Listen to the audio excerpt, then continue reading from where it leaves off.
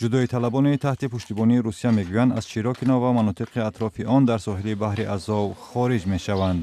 чирикиҳо аз ҷумҳурии мардуми Донецк дар ин ҷо дар муқобили нирӯҳои давлатии Украина сангар гирифта буданд. ҷудоиталабон акнун дар самти шарқ сангари нав мегиранд. Эдуард Басурин, як мақоми низомии ҷудоиталабон дар шаҳри Саханка ҳамроҳ бо ҳайати нозирони Созмони амният ва ҳамкории Аврупо вазъро мушоҳида кард. ҷудоиталабон рӯзи 2 июл тарки ин минтақа карда аз нерӯҳои давлатии Украина низ хостанд, ки аз ин ҷо берун шаванд.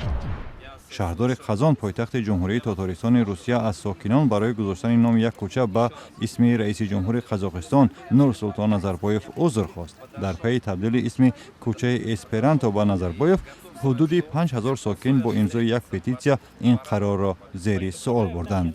рӯзи 3 июл дар ҷараёни эътироз алайҳи табдили номи кӯча 4 нафар дастгир шуданд. шаҳрдори Қазон Элсур Метшин барои он ки ин масъаларо аз қабл дар маърази муҳокимаи мардум нагузоштаанд, аз эътирозгарон узр пурсид, бале аз сокинони Қазон хост, ки табдили номи кӯчаро бипазиранд. Мы сейчас максимально фиксируем нарушение закона и всех вовлеченных в это нарушение людей.